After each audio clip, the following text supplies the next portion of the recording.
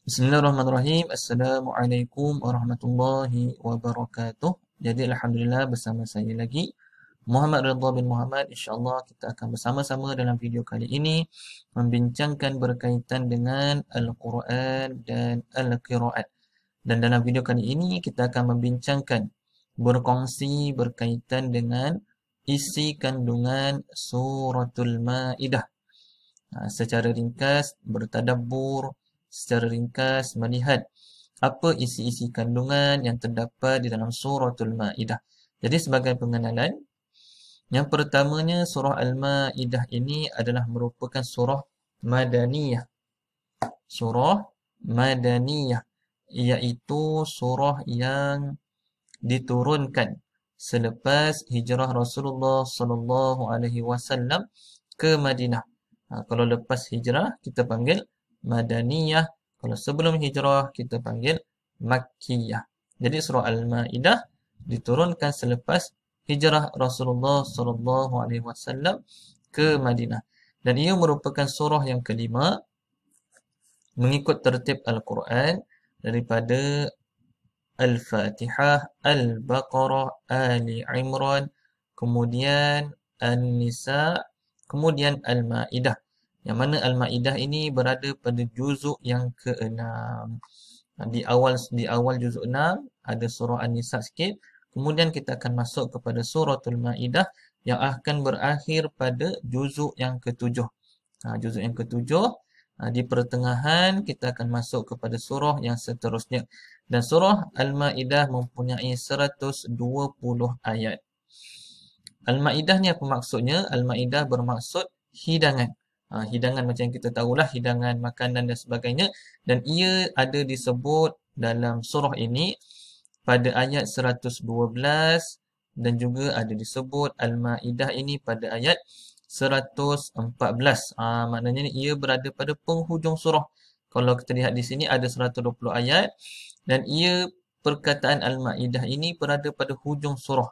Ayat 112 ada, ayat 114 pun ada.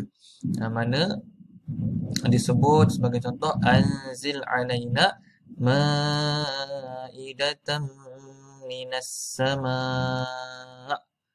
Yang mana pada ketika itu pengikut-pengikut Nabi Isa, pengikut-pengikut Nabi Isa meminta kepada Nabi Isa supaya menurunkan Maidah, hidangan daripada langit. Dia kata apa? Maidatam minas sama'. Minta turun hidangan makanan daripada langit. Jadi kita akan lihat nantilah dalam isi kandungan. Pengikut-pengikut Nabi Isa meminta hidangan daripada langit. Ini maksud nama surah ini, hidangan. Dan juga surah ini membuktikan bahawa agama kita, agama Islam, mengambil berat berkaitan dengan makanan dan juga minuman. Kita boleh lihat dalam surah ini ada beberapa ayat yang menceritakan, yang berkongsi berkaitan dengan makanan dan juga minuman dalam surah ini. Dan kita boleh lihat juga pada namanya. Namanya berkaitan dengan hidangan. Kemudian tema surah ini adalah mematuhi perjanjian dan jangan khianat. Maknanya bila kita dah berjanji, apabila kita dah berjanji, kita dah berjanji dengan seseorang, kita dah buat perjanjian antara satu pihak dengan satu pihak yang lain, maka kita perlu patuh. Ini tema dia. Ada banyak dalam surah Al-Maidah ini berkaitan dengan perjanjian. Jadi kalau dah berjanji kena patuh, kena taat perjanjian dan jangan khianat. Jadi itu satu amanah lah.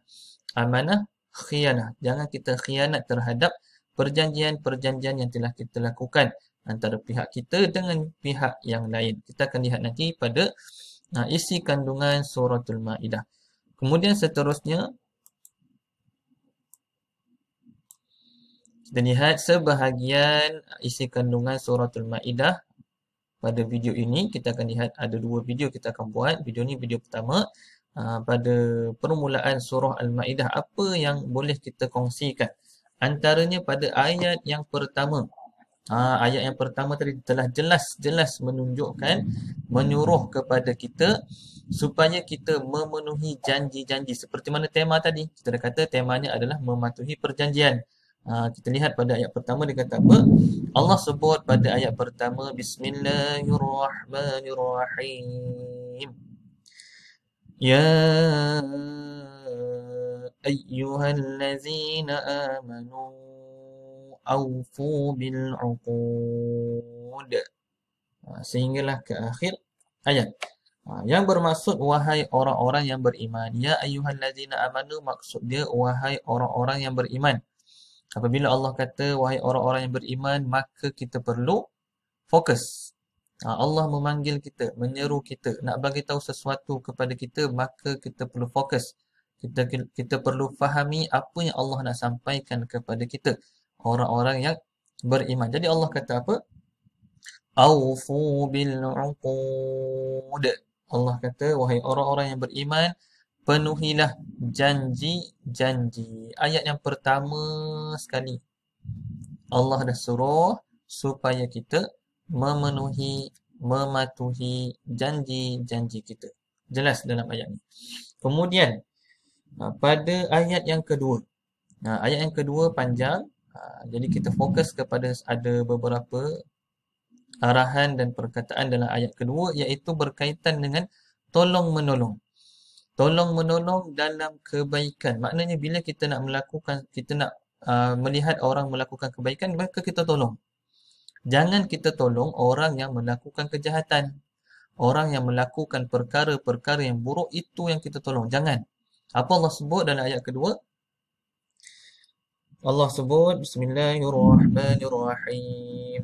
Wa ta'awanu 'alal birri wattaqwa wa la ta'awanu 'alal ismi wal 'udwan. Allah kata, dan tolong-menolonglah kamu. Dan tolong-menolonglah kamu dalam melakukan kebaikan dan juga ketakwaan. Birri wattaqwa. Apabila orang buat kebaikan, kita tolong. Apabila kita buat kebaikan, orang tolong kita. Jadi kita melakukan suatu kebaikan, maka kita tolong-menolong dalam melakukan kebaikan. Wala ta'awanu, dan janganlah kamu tolong-menolong, bantu-membantu pada keadaan yang mana keadaan itu berbuat dosa, berbuat kejahatan ataupun berbuat permusuhan. Wal udwan, bermusuh-musuh. Apabila ada orang bergaduh, apabila ada orang bermusuh, apabila ada orang buat kejahatan, kita pergi tolong. Tak mau lagi tu. Kita perlu elakkan tolong-menolong melakukan kejahatan. Sepatutnya kalau orang tu melakukan kejahatan, kita perlu nasihat dia. Kita perlu ajak dia jauhi kejahatan tersebut. Bukan kita pergi tolong lagi. Jangan. Ataupun kita buat jahat, kita pula ajak orang tolong. Jom tolong aku buat jahat, aku nak mencuri ni dan sebagainya, aku nak mengumpat lah, aku nak herdik orang lah, nak belasah orang, pergi ajak kawan-kawan kita pula. Jangan begitu. Maka Allah kata, jangan kamu tolong-menolong dalam berbuat dosa dan juga dalam permusuhan. Pada ayat yang kedua. Seterusnya kita lihat pada ayat yang ke-3 hingga 5. Ayat 3 hingga 5 Allah menceritakan kepada kita berkaitan makan dan minum. Ini juga penting. Kita dah sebutkan tadi, dalam surah ini ada beberapa fokus, antaranya perjanjian tadi, dan yang kedua makan dan minum. Islam mengambil berat berkaitan makan dan juga minum. Dan ini ada disebutkan sebagai contoh dalam ayat 3 hingga ayat yang ke-5. Yang bermaksud, ayat dia panjang, saya bacakan terjemahan sahaja. Yang bermaksud, diharamkan bagimu memakan bangkai tak boleh makan. Memakan darah, daging babi dan daging haiwan yang disembelih bukan dengan nama Allah. Tak boleh. Ini antara sesuatu yang diharamkan makan. Kemudian yang tercekik tak boleh. Kita cekik-cekik mati, makan tak boleh. Yang dipukul, yang jatuh, yang ditanduk, yang diterkam binatang buas. Kecuali illa ma zakkaitum, kecuali sekiranya kamu sempat sembelih. Maknanya binatang tu jatuh. Jatuh dia tak mati lagi.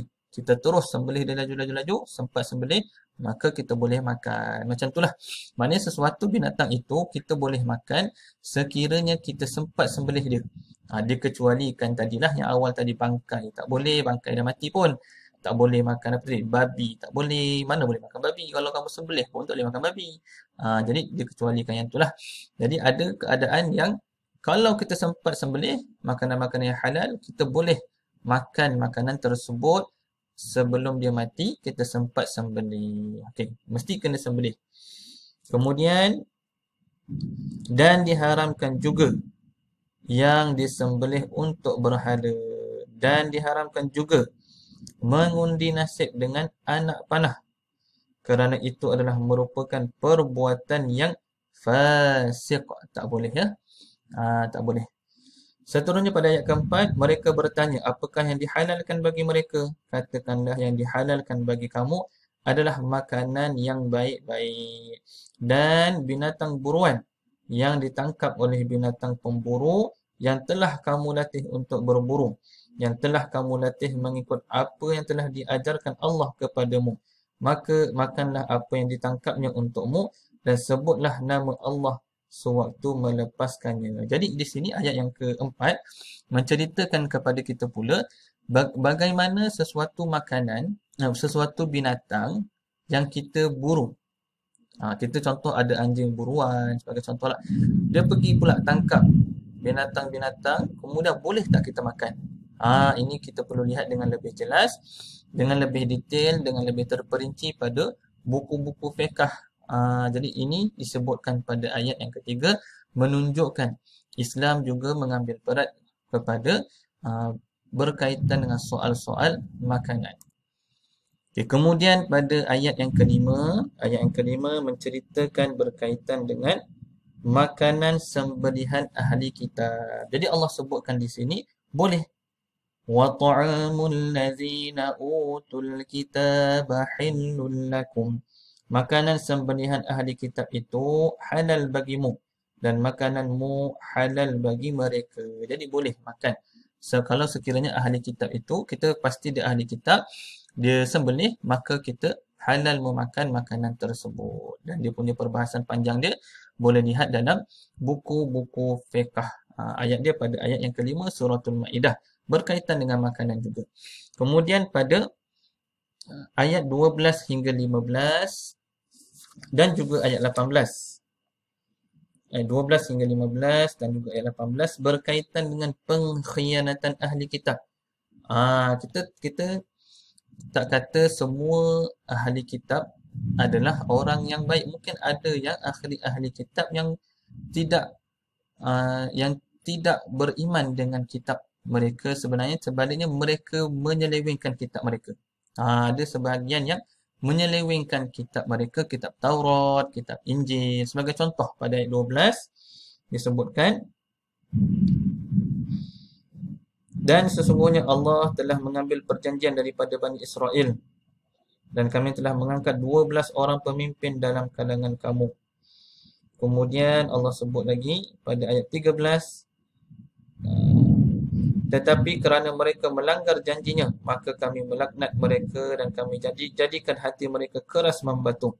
Mereka suka mengubah firman Allah daripada tempatnya. Jadi ada sebahagian ahli kitab yang mengubah-ubah ayat-ayat Allah dalam kitab Taurat, dalam kitab Injil. Mereka selewengkan kitab. Sebab tu kita tidak boleh beriman kepada apa yang telah mereka selewengkan.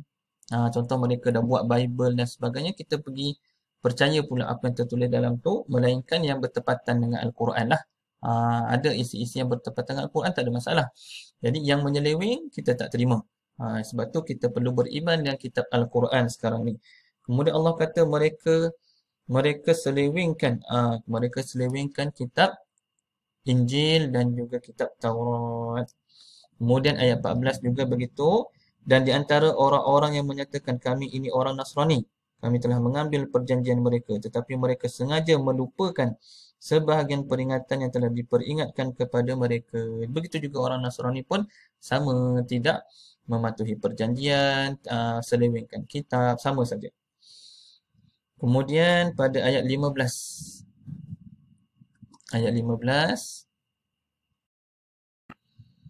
Seterusnya pada ayat 15 kita lihat yang bermaksud Allah sebut wahai ahli kitab, ya ahlal kitab, wahai ahli kitab, sesungguhnya rasul kami telah datang kepadamu dan menjelaskan kepadamu banyak hal daripada isi kitab yang kamu sembunyikan dan banyak juga yang dibiarkannya. Maknanya kat sini jelas menunjukkan bahawa ahli kitab telah menyembunyikan isi-isi kandungan yang sahih yang sebenarnya berada dalam kitab mereka, dan ada juga yang dibiarkan begitu saja. Dia tidak menjelaskan kepada kaumnya, dia sorokkan apa isi-isi kandungan kitab yang sebenar yang sahih, malah diselewengkan, ditukarkan isi-isi kandungan yang terdapat dalam kitab suci mereka seperti kitab Injil dan juga kitab Taurat. Jadi dalam ayat 12 tadi, ayat 12 tadi ada berkaitan dengan 12. Kami telah mengangkat 12 orang pemimpin dalam kalangan mereka. Wa ba'atsna minhum isnai asyara naqiba. Jadi naqiba ni ataupun nuqaba Bani Israel yang taat setia dan menunaikan perjanjian mereka kepada Nabi Musa. Jadi ada perbezaan lah. Ada sebahagian ahli kitab yang menyeleweng dan ada juga antaranya yang nuqaba ini 12 orang ni adalah yang baik, yang taat setia kepada Nabi Musa. Jadi kita lihat bertepatan dengan tema surah ini, iaitu berkaitan dengan perjanjian, taat perjanjian dan juga jangan khianat. Begitu juga pada ayat 18. Ayat 18 yang bermaksud orang Yahudi dan Nasrani berkata kami adalah anak-anak Allah dan kekasih-kekasihnya. Katakanlah kepada mereka, mengapa Allah menyeksamu kerana dosa-dosamu?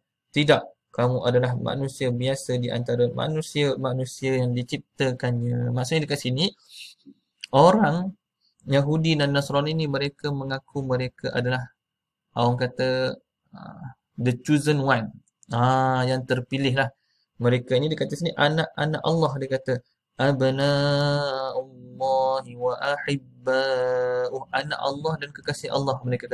Mereka kata kaum mereka dimuliakan. Kaum Yahudi, kaum Nasrani adalah kaum yang mulia, kaum yang the chosen one. Mereka adalah paling hebat ke atas muka bumi ini. Semua orang kena hormat mereka. Jadi ini salah lah. Dah ada jawapan tadi disebut mengapa Allah menyeksamu kerana dosa-dosamu. Kalau betul kamu the chosen one, kenapa Allah seksakan kamu? Dan dikatakan di sini mereka adalah hanya manusia-manusia yang biasa. Jadi kita boleh melihatlah pengajaran supaya kita melihat apa yang disebutkan di sini berkaitan dengan ahli kitab. Jangan kita mempergunakan kitab itu. Jangan kita menyelewengkan, menyembunyikan apa yang terdapat dalam kitab supaya tidak terjadi seperti orang Yahudi dan Nasrani. Kemudian pada ayat 27 hingga 31 berkaitan dengan korban Qabil dan juga Habil. Korban Qabil dan juga Habil pada ayat 27 hingga ayat 31, yang mana pada surah ini, pada ayat ini menceritakan supaya mematuhi perjanjian yang telah dilakukan. Maknanya bila kita nak berkorban tu, kita korbanlah dengan korban yang baik. Melakukan korban dengan korban yang baik. Yang apabila kita tidak menunaikan janji kita, dan pada ketika itu antara Qabil dan Habil berlakulah pertumpahan darah. Jadi jangan ada berlaku melanggar perjanjian, jangan berlaku konspirasi, jangan berlaku begitulah. Ini antara pengajaran supaya kita mentaati perjanjian kita. Seperti mana dalam kisah Qabil dan Habil ini pada ayat ke-27 yang bermaksud, dan ceritakanlah Muhammad yang sebenarnya kepada mereka tentang kisah kedua-dua putera Adam. Ketika mereka berdua mempersembahkan korban, maka korban salah seorang daripada mereka diterima. Korban Habil diterima. Dan daripada yang lain Qabil tidak diterima. Maka Qabil kata apa? Qabil kata sesungguhnya aku pasti akan membunuh Habil. Jadi di sini adalah Qabil ni dia tidak memberikan korban yang terbaik. Kemudian apabila tidak diterima, dia nak pergi bunuh orang pula, nak bunuh pula saudaranya Habil. Jadi kita melihat di sini supaya sesuatu perjanjian itu apabila kita dah lakukan perjanjian jangan kita langgar. Bila kita dah langgar, tengok-tengok kita berlaku pula jenayah yang lain, berlaku pula dosa yang lain, dosa yang seterusnya, maka kena berhati-hati. Seperti dalam pengajaran kisah Qabil dan juga Habil. Anda boleh lihatlah pada ayat 27 hingga ayat 31. Kemudian pada ayat 38-39 adalah berkaitan dengan balasan mencuri. وَالسَّارِقُ وَالسَّارِقَةُ فَاقْطَعُوا أَيْدِيَهُمَا, yang bermaksud dan orang lelaki maupun perempuan yang mencuri. Wasariqu, orang lelaki mencuri, wasariqatu, perempuan yang mencuri, potonglah tangan mereka sebagai balasan atas perbuatan mencuri mereka. Jadi kat sini Allah sebut jelas, Allah kata yang mencuri perlu dipotong tangannya. Yang mencuri ni Allah kata wasariqu, orang lelaki mencuri, wasariqatu, perempuan pun ada mencuri. Tapi Allah letak lelaki dulu. Sebab apa? Kebiasaannya lelaki yang pergi mencuri, pergi merompak, pergi meragut, pergi pecah rumah, lelaki biasanya lah. Tapi ada juga perempuan. Jadi apa balasan dia? Balasan dia adalah potong tangan. Apa had-had potong tangan dia? Itu perlu dilihat pada kitab-kitab fiqh berkaitan dengan perincian balasan mencuri. Wallahu a'lam. InsyaAllah kita akan sambung lagi pada video yang akan datang berkaitan dengan isi kandungan suratul Maidah. Ini hanya baru sampai pada ayat 39. Dan ada 120 ayat suratul Maidah. Kita akan lihat lagi pada video yang akan datang. Mudah-mudahan bermanfaat. Wallahu a'lam. Kongsikan video ini kepada yang lain, pada rakan-rakan yang lain supaya semua mendapat manfaat juga. Dan jangan lupa subscribe channel saya supaya tidak terlepas video-video bermanfaat yang akan datang. Assalamualaikum warahmatullahi wabarakatuh.